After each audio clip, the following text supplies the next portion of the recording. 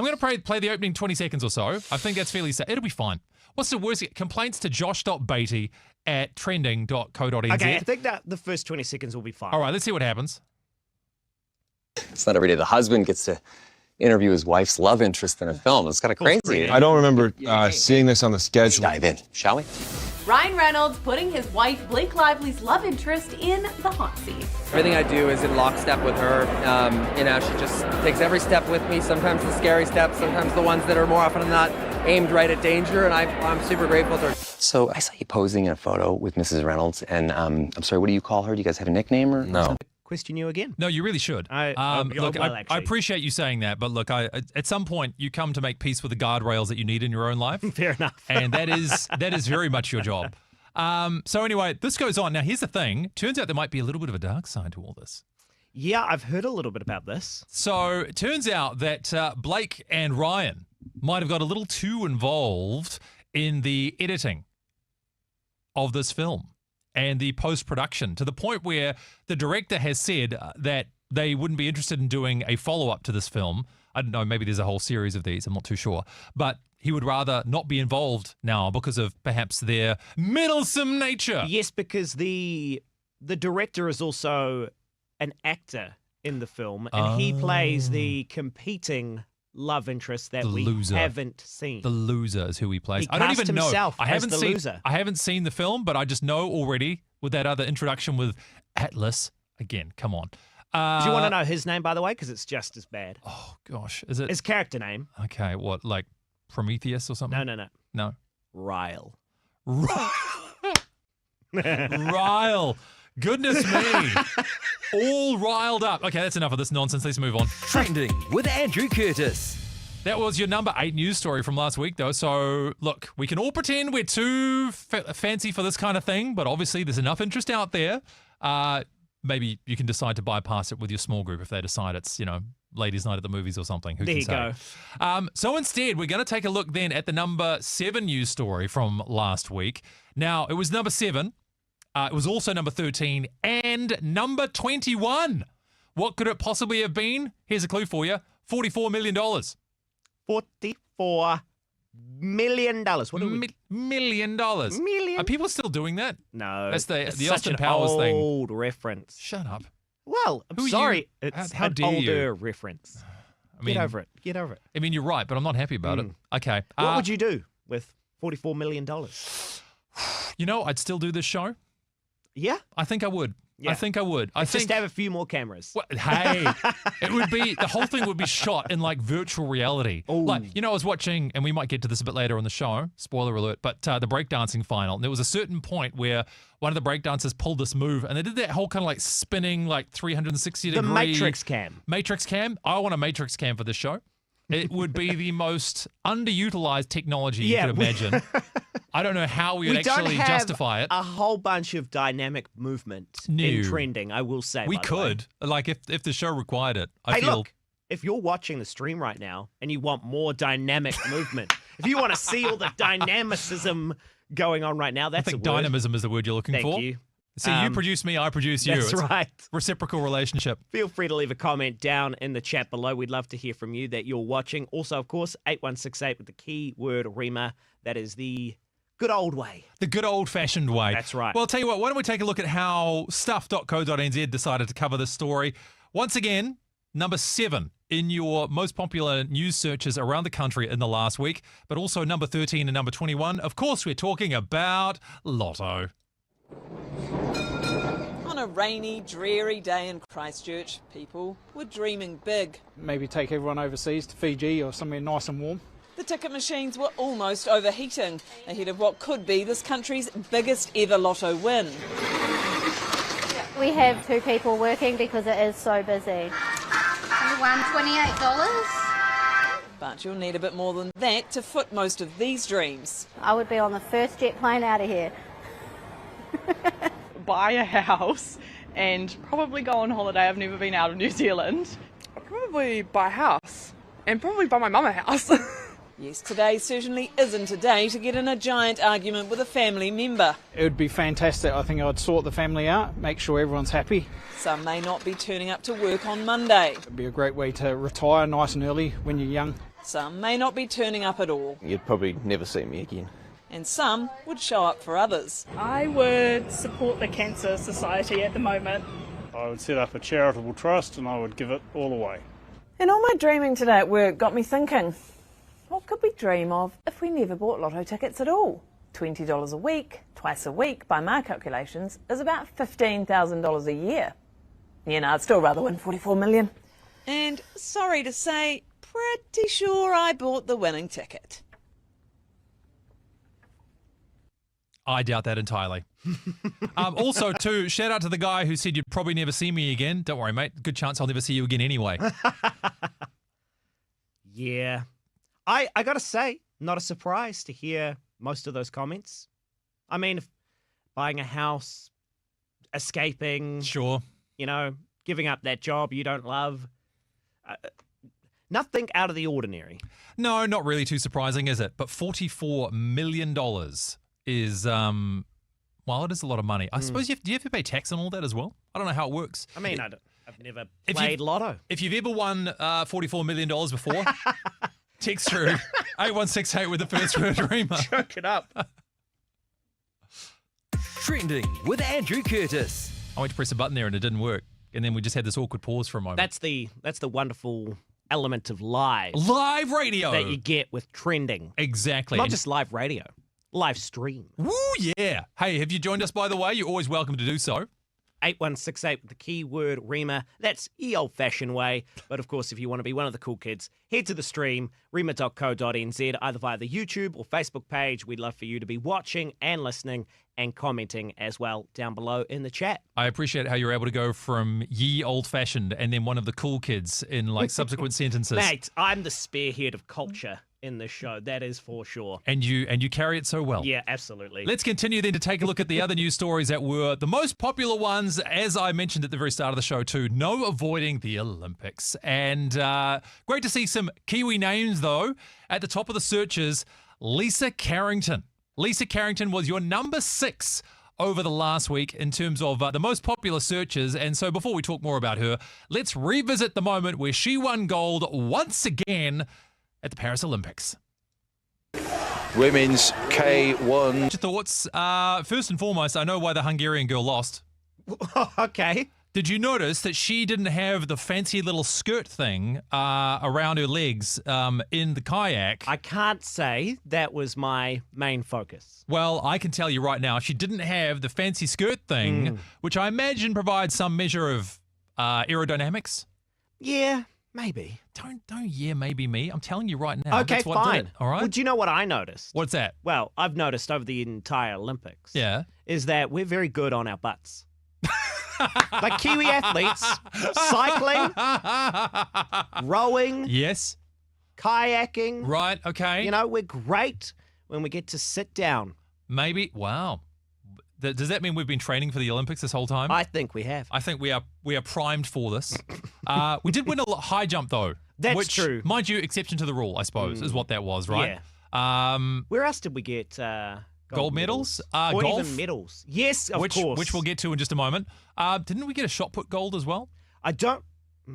I love how it becomes our golds too, by the way. Do you love this about the Olympics? I know in the women's competition we got silver. Oh, maybe I it was believe. silver we got. Okay, I don't know, Josh. But hey, yeah, look, we claim them as our own, but then when it comes to specifics as to who actually did it, that doesn't matter. Well, we do have the opportunity to look into this in more detail later on as well, because of course, national performance, us against others, per capita medal tally. Of course, we're going to talk about that. But before we move on from Lisa Carrington, can we say what an absolute weapon this woman is? Amazing. Now, she's 35 years old. I did a bit of a check earlier on today and realized she's been competing at this level for, 3 Olympics now. So since she was 23. She also hasn't ruled out competing in the next Olympics because she could be the second most winning athlete of all time. Okay, so at the moment, she is tied with quite a few people. Michael Phelps is the most winning Olympic athlete of all time, and it's fair to say impossible to overtake him. However, if she competes next year and takes away some golds, she will definitively be the second most winning Olympic athlete of all time. Well, then you have to do it, don't you? I mean, you got to do it. How could you not? How could you not? I'd love to know too, Again, by the way. easy for us to say, by the way. I'd love to know what she was saying to herself, by the way, while she was in that race. If you do look up the clip, which mercifully enough, Sky Sport New Zealand have put up on their YouTube, so you can check out the golden moments that they have posted there. But you can tell she's definitely saying something. Or maybe she's just got a very well-articulated breathing process. Right. You think she's got some sort of internal dialogue like that left, is actually right, coming left, out. Right, something like that, maybe? Keep going, Lisa. Keep going, Lisa. Don't give up, Lisa. That's right. Get closer to Michael. That's all you need to do. One more medal closer to Michael. Trending with Andrew Curtis. Looking at the most popular news stories from the last week, Lisa Carrington in there at number 6. But number 5, Lydia Ko. Lydia Ko winning a gold. Means she's got the full set now too, by the way. Yeah, and she qualified for the LPG Hall of Fame, I believe. That's the one. So if you tally up all her various major wins and other tournament wins, and then her full set of medals at the Olympics. But as we did for Lisa, first let's take a look at the golden moment for Lydia Ko when she wins herself a gold at the Paris Olympics. But Lydia Ko has gone from unknown to prodigy, from prodigy to winner, winner to champion, champion to star, star to legend, and has 2 putts to go from legend to immortal. I'm sorry to interrupt at this point, but do you think he wrote that ahead of time? There's no way he came up with that on the fly. If he did, he is who we should aspire to be as broadcasters. Absolutely correct. Like that's commentating at the highest level. Absolutely. He has gone from champion to legend. Okay, let's go back to this putt. I wonder if she gets it in.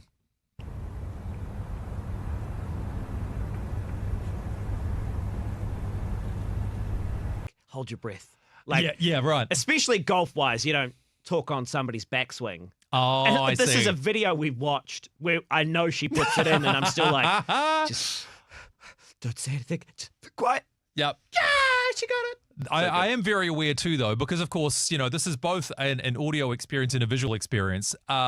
There's not a lot about that translates well from an audio perspective. But you can tell definitively the moment the putt goes in. So even if you were just listening to the wider hum of the microphones, picking up nothing. But of course, the moment the ball drops into the cup and then suddenly... Oh, the massive cheer. Yep. And yeah, I mean, this is why you've got to watch the stream, because your heart as a Kiwi, seeing the emotion on her face and just recognizing what that is for her, the pride you feel in our athletes. And I've never cared about golf before. It's like when we, do well in the cricket. Right. Like that semi-final versus South Africa back in the day. The World Cup one. Yep. Never cared about watching cricket before. Not my thing. Too slow, too long, too boring. You could have just said not my thing instead of just dissing the sport in the process. But I think we get it. All right. That moment you want to be a part of regardless. Yeah, that's absolutely accurate. Pretty remarkable too to hear Lydia speaking about her future plans as well, because she's been pretty adamant that she's going to retire by the age of 30. So how old is she now? 27.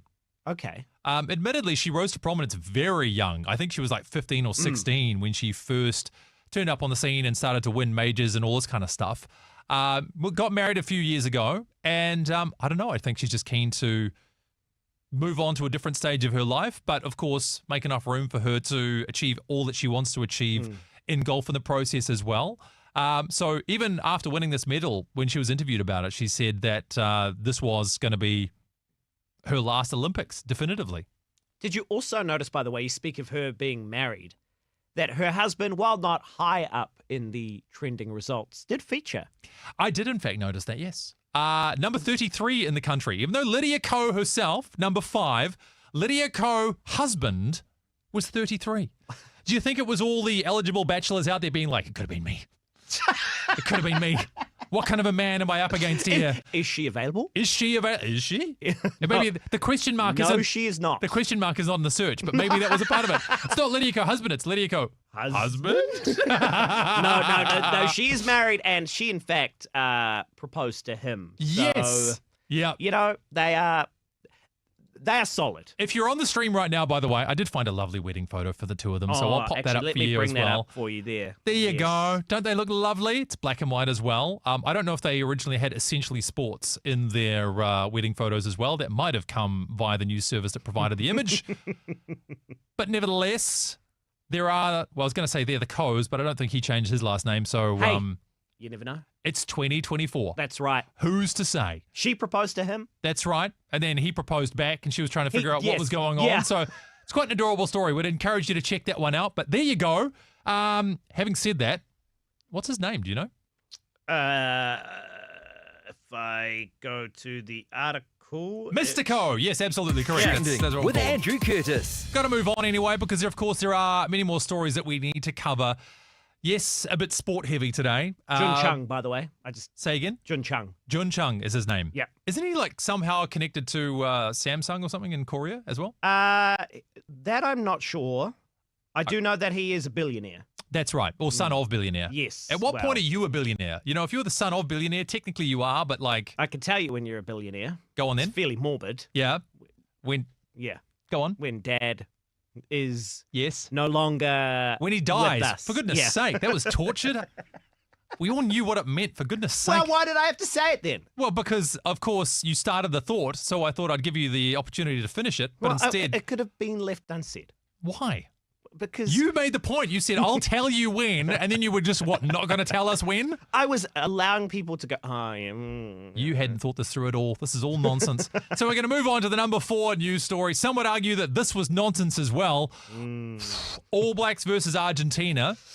That was your number 4 news story in the country. In terms of Google searches, no doubt people trying to find maybe, first of all, where to watch the game, and then, of course, the aftermath. Because, spoiler alert, Josh, didn't go well. No, yes, I watched and was highly disappointed. Although, you know what? I've got a bit of a hot take on this. Go on then. I put this to you. The All Blacks and Razor, coach, Yep. would have been annihilated even more so. There's like a little bit of, at the moment. But I think the blow was lessened because we just recently had the most winning Olympics in our country's history. Oh, I think due to the fact that we as a see. nation Right. that is so Distracted. sport hungry Yep. have had so much success elsewhere, Right. the blow was softened. A little gold goes a long way. Interesting. Could well be true. Could well be true. How'd you feel about the way the All Blacks played during the game, though? Oh. It's not fair to say that the All Blacks lost it because the Pumas, the Argentinian team, they won. They played significantly better and they played incredibly, in fact.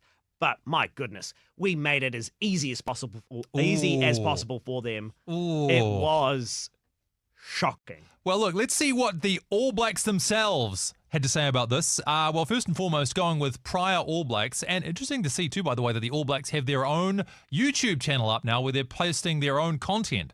Cool to see how that's going on. Imagine if other sporting teams started to do that as well, like on an international level. The New Zealand croquet team. Yeah, but like having their own panel discussions, giants of the New Zealand croquet scene discussing New Zealand croquet results. But no, this was Jeff Wilson, Mills Muliaina, and of course Sir John Kirwan talking about the result and where it all went wrong. How can they bounce back? So much to unpack after this weekend. And when you think about what happened last night, the highest number of points conceded, gentlemen, by the All Blacks at home in a test match, 38.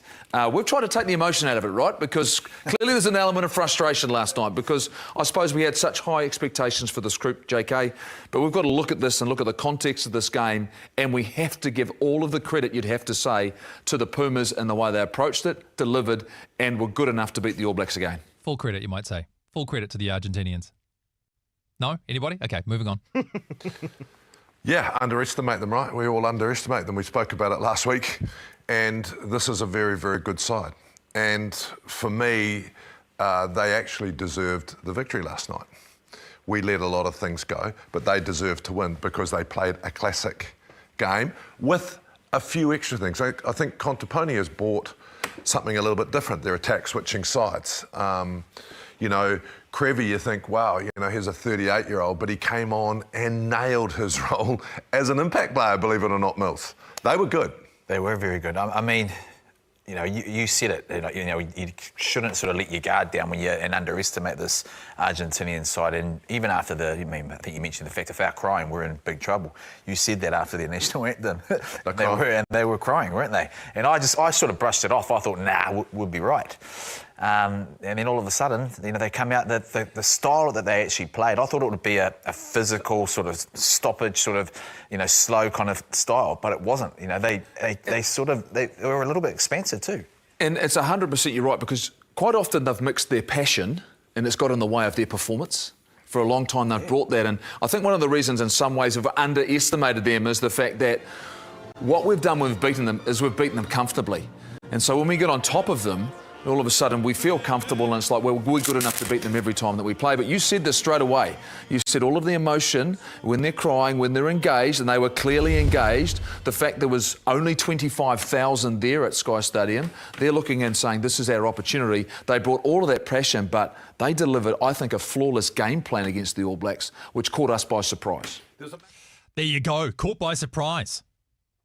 I mean, it's highly accurate. Like, first and foremost, they played the way Argentina has never played before. Argentina has been traditionally more southern hemisphere, so northern hemisphere in their style of rugby. So what does that mean? Well, more your English, your Scottish, your... No, I know where the Northern Hemisphere is. I'm saying, how do they play differently, Well, those Josh? teams are very, push hard. It's less expansive. It's more kicking. Oh, I see what you mean. More forward-dominated stuff, Yeah, like absolutely. bulldoze people, that kind of thing. Whereas they started to play like we expect South Africa or ourselves to play. And then the second thing for me is Scott Robinson said for, I believe, the second time post a match that what we've been practicing and what we're doing on the field is not matching up. Ooh. And why is that a repeating occurrence in the All Black camp, that what they're doing in training, they're not taking onto the field? Is there a lack of trust between top and down? Or is there are we too inexperienced at this point in time? Well, look, one thing's for sure, if he doesn't solve it, he's going to find out very quickly. How much the public trust him. Kind of a tough blow as well for so many people who were saying for years it should be Scott. This is what I was thinking. Bring back Ian Foster. Whoa, huge goal. Trending with Andrew Curtis. If you were Ian Foster at this point, though, would you take it? No. Heck no. No, there's no way. You've moved on. You guys were mean to me. I don't like you anymore. Yeah. Oh, it's hard coaching the All Blacks, isn't it? Is it? Well. Is it? Yes, I'll have another margarita. Thank you. What were you saying? Let's head back to the search terms from the week that was, as well as we move towards the end of the week that was too, the most popular news stories. And, of course, we're back to the Olympics, but we've come to the point where one of the most important parts of any Olympics is not so much how any individual event goes, but the overall performance of your nation versus other nations and the medal table. Yep. That's where, we want to get up over Australia. Oh, 100%. Yeah, at all times. It depends what table you looked at, whether or not that happened. Well, it's funny you say that, Josh, because I found the ideal medal table. Oh, good. Just to assist on that one. And I'd encourage everyone else to check this out too. If you head along to medalspercapita.com. Oh, even easier. Just log into the stream. Even easier again. Yeah. With your friends that you can trust here on Rima. But according to medals per capita, with a disclaimer that you have to have at least 1 million people in your country to be a real country, New Zealand is the number one. That's so mean. New Zealand is the number... Well, look, here's the thing. You're not a real country. Here's the thing. Look, you've got places like St. Lucia that are in there. And all respect to St. Lucia, but the thing is, you can get these outliers because you just need that one person to go out there and nail a medal, and suddenly your population of 150,000 has one medal per 150,000. That's a good point. As easily as that.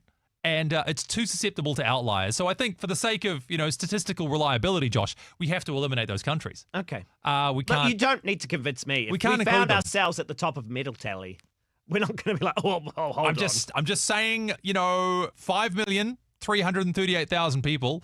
38,000 and 900 as well. Do you to this. know how much of a medal? I mean, I'm asking you to potentially do some live math, but how much? What slither of a medal? I can tell you that. Oh yeah, I can tell you that. Cool. Tell me. Because it's the population per medal is 1 per 266,000 people. Right. So we get. So you get a 266,000th of a medal. So what's that? Once every. How many years is that? You get to hold a piece of the medal? How do you chop a medal into that many pieces? Yeah, you get like a wafer of it, maybe? Yeah, well. Maybe you shave it down, you use like a cheese grater or something. Like some dust, really. Yeah, maybe that's it. Exactly. But in total, though, of course, 20 medals as well for New Zealand. And that is just the total medals per capita as well. If we go gold medals per capita, New Zealand leaps up the table even further from 4th to 3rd overall, or first for countries with 1 million people or more, because that's the only reasonable measure. We have 1 gold medal per 533,000 people. So good. So good, right? So best Olympics for us ever, apparently. Yeah, most winning Olympics ever. I will say, though, and we didn't mention that we discussed this, but we talk about, chopping up a medal just for the gag of it. Yeah. But there was a American skateboarder who has complained to the Olympic Committee that the quality of the medals is not all they're cracked up to be, because his already returning home, sitting on his skin, getting a little bit sweaty, has begun to rust, has begun to warp. And he has lodged a formal complaint, and they are going to officially replace his medal. Wow. There you go. I mean, people may already be aware of this as well, but do you know what percentage of a gold medal is actually gold? Oh, it's tiny, right? 6 grams.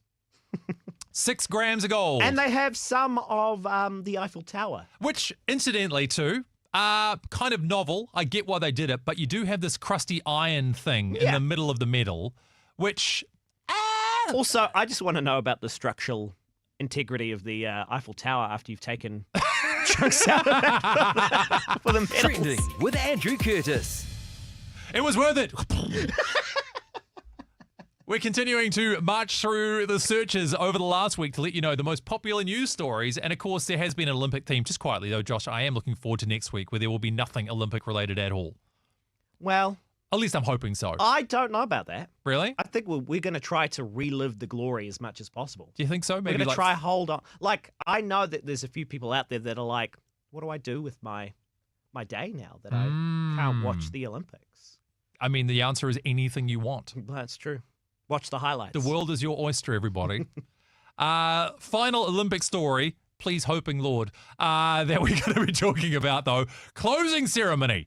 And I don't know if it was quite as controversial, perhaps, as the opening ceremony. I have bad news for you as well. This won't be the final Olympic story we're talking about, but we can definitely talk about the closing ceremony, because then we'll get to the number one story. Right, that's true. So, look, if you have a look on the stream right now, you'll see the slap in the face that New Zealand has had to suffer once again. The closing ceremony, this big, funky, animatronic-looking map of the world. You know what's missing? I know what's missing. If you're watching the stream, you know what's missing. We're missing, everyone. Once again, New Zealand's been left off yet another map. Look, the blasphemy in the first opening ceremony was bad enough, but then to be left off the map as well. Unbelievable. I mean, our most winning Olympics ever. But we weren't there. Just look at the map. I mean, we weren't even there. Did we compete? If you're not on the map, were you even at the Olympics? Now, some might argue you're also missing places like, say, Papua New Guinea, all of the Pacific Islands, not to be found. Madagascar didn't make the cut. The Caribbean, nope. No luck for you. But that's not the point, is it? Because New Zealand's much bigger than those places. Yeah. And they should rightly be left off. But we, on the other hand, we should not be taking this slight. Yeah, if you look at the picture, I mean, it's an artistic rendering of a world map, isn't it? It's not an... Yeah, but look, if you look at the top part of that map, especially in the European quadrant, you will see some tiny little flecks floating in the ocean off what should be Europe to represent England and Ireland.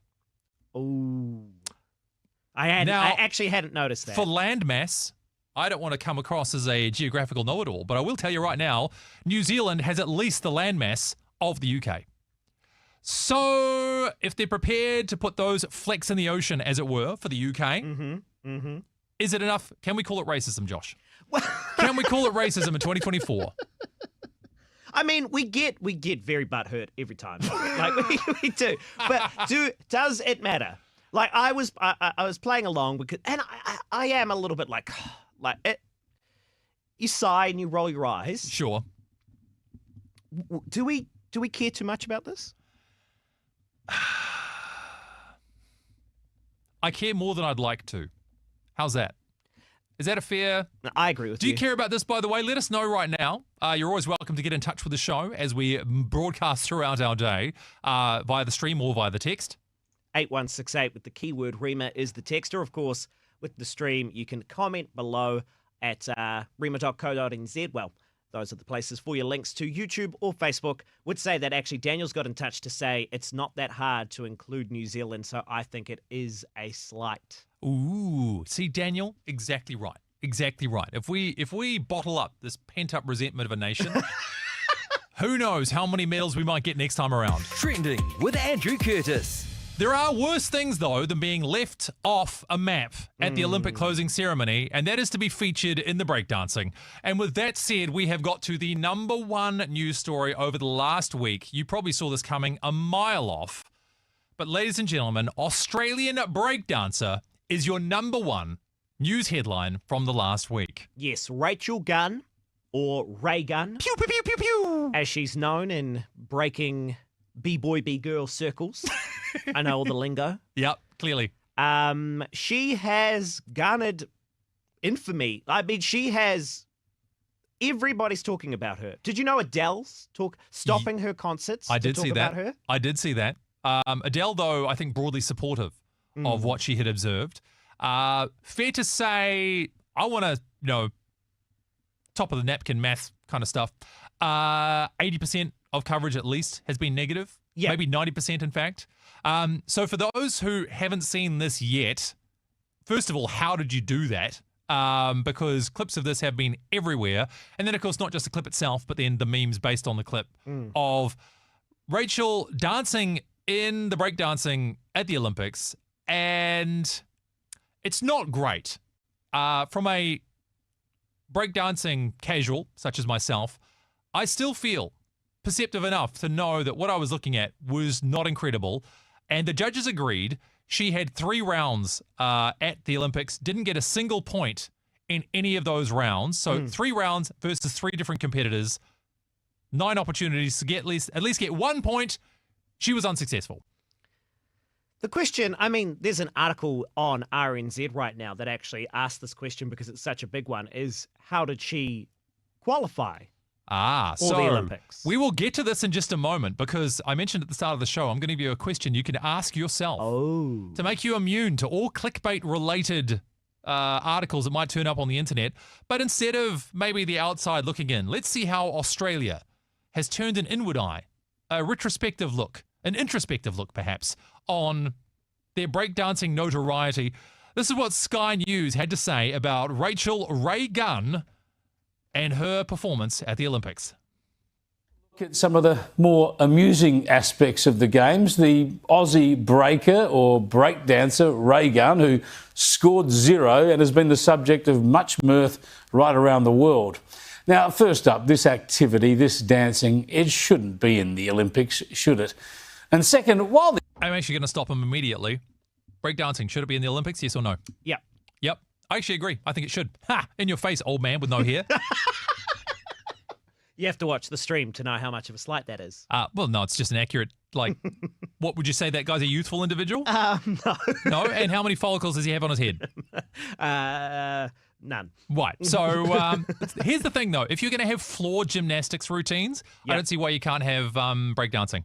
Oh, absolutely. I mean, how does that sport grow? How does it... Yeah. Like football should not be in the Olympics. 100% agree. Basketball Not in the Olympics. Not in the Olympics. No, there's already a world champs. I think I've talked to you about this before, Josh, but Yeah. to me, the Olympics need to be the pinnacle of your sport. If it's not the pinnacle, not in the Olympics. Tennis, gone. Then again, I would almost say golf, but now we won. I disagree. After this Olympics, gone. Let's go back to this coverage from Sky News. The Aussie danced about as well as most Aussie blokes do at a wedding reception. Let's be glad we all got a few laughs out of it. I'm pleased to say the dancer herself, Rachel Gunn, didn't take herself too seriously, and she gave a bit of an encore performance for her teammates in the Olympic Village. But around the world, takeoffs of Ray Gun have dominated social media. What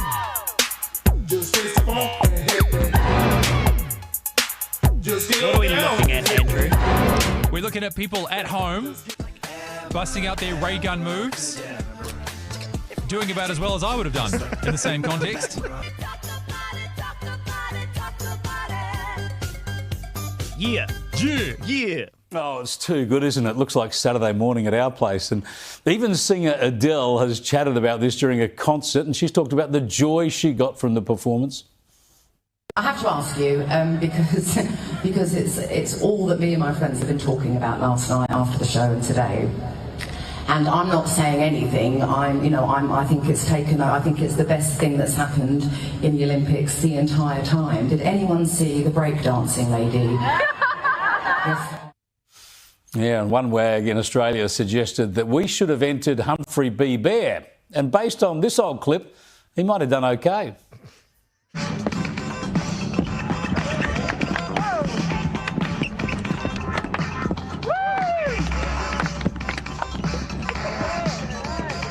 Go, Humphrey. Go, Humphrey. Go, Humphrey. It's your birthday. Humphrey Gunn. But I reckon you have to wonder how Ray Gunn or Rachel Gunn got to the Games in the first place. And I hope it wasn't some exercise in virtue signalling. I mean, have a look at her PhD. Yeah, that's right, her PhD. It was on deterritorialising gender in Sydney's breakdancing scene. Deterritorialising gender in Sydney's breakdancing scene, where she wrote, "This thesis critically interrogates how masculinist practices of breakdancing offers a site for the transgression of gendered norms. Drawing on my own experiences as a female within the male-dominated breakdancing scene in Sydney, first as a spectator and then as an active crew member, this thesis questions why so few female participants engage in this creative space, and how breakdancing might be the space to displace and deterritorialise gender." Now, that's as difficult to interpret as her dancing. I sure hope none of that nonsense helped her win a place at the Olympics. These pointless PhDs are a worry, of course. Our treasurer, Jim Chalmers, wrote his thesis not on economics, but on the political genius that is Paul Keating. Having a bit of a laugh about breakdancing is one thing. Enduring a cost of living crisis is quite another. And Jim Chalmers isn't winning any medals. And unlike Ray Gunn, he's not even putting smiles on people's faces. So there you have it. That's what Australian News had to say about it, or at least Sky News. Anything stand out to you there, Josh? So there is a conspiracy theory. Yeah, let's get to that. That says the intent behind Ray Gunn competing was not to win a gold medal, but was to draw attention to her and, excuse me, her PhD. And now we know about it. Right, okay. And that hill she is choosing to stake her flag in. Right, I see. And bring attention actually to that conversation rather than go, compete, do your best, win a medal. The good news is, Josh, there's even more conspiracies than that. Yeah. People have started to analyse this qualifying process and try to figure out how this happened. Now, one story that started to do the rounds on social media was looking into the organisation that organised the qualifying competition that Ray Gunn won, which enabled her to head along to the Olympics. Right. So, Josh, it was uncovered that the organisation itself is one that was actually set up by Rachel Gunn herself, and that her husband, who was her coach, was also one of the judges during that competition. Here's the thing, Josh. That can't be true. And it's not. So that's Wait, why what? it's What? not. It's not true. It's not true, but it has been doing the rounds, been getting reshared by a lot of people. She is not a member of the organization that actually nominated her as the winner. Okay. Right. But it picked up a lot of ground. And that brings me to my helpful tidbit that works not only for your analysis of breakdance performance at the Olympics, but also how not to fall for clickbait. I've got a question for you to ask yourself, which is a great way of at least giving yourself a bit of breathing room so you don't fall for this kind of stuff more regularly. Because, of course, if you're not a fan of Rachel Gunn and you believe the whole thing's a scam and she didn't deserve to represent Australia, nay, anyone at the Olympics, you're looking for reasons why. You're looking for things that confirm your belief that this whole thing's a scam, there's some kind of conspiracy behind it. Here's my question to ask yourself. Do I want this to be true? Right. And so if I do want this to be true, then it's a good reason for you to take a step back and think maybe there's more to it than that. Because I'll be honest, when I first saw this, I thought, yeah, that doesn't surprise me. I bet, and I thought, wait a second. I think this whole thing's a joke.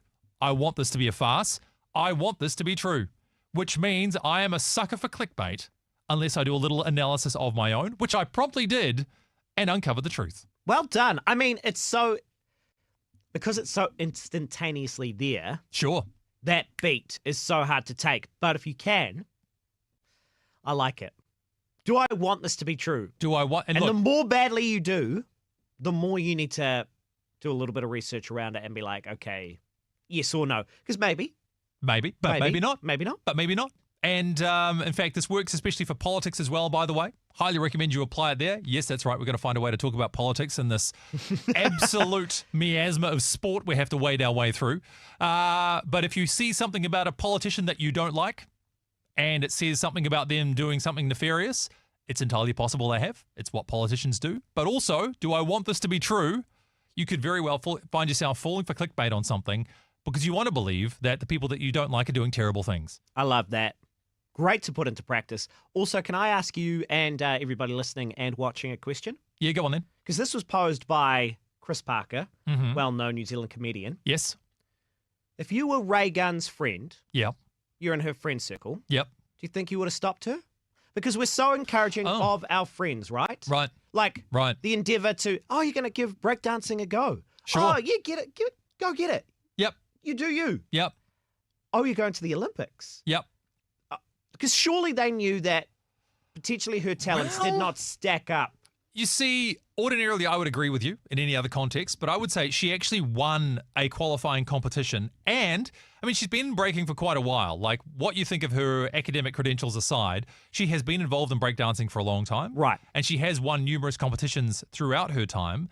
Now, again, you can argue whether or not you think those things were merited or not, but it's very different to say, for example, I think I can carry a tune, I'm going to go on to, say, American Idol. Well, yes. With no backing behind you, compared to saying, hypothetically, maybe you've sung in bands for a number of years, maybe you've actually released an album independently, and then you decide to go along. Right. In her case, I think she's probably got enough of a track record and maybe even enough of a friendship circle as well, who are prepared to say, no, she deserves to be there. Now, were they all wrong? Maybe they were.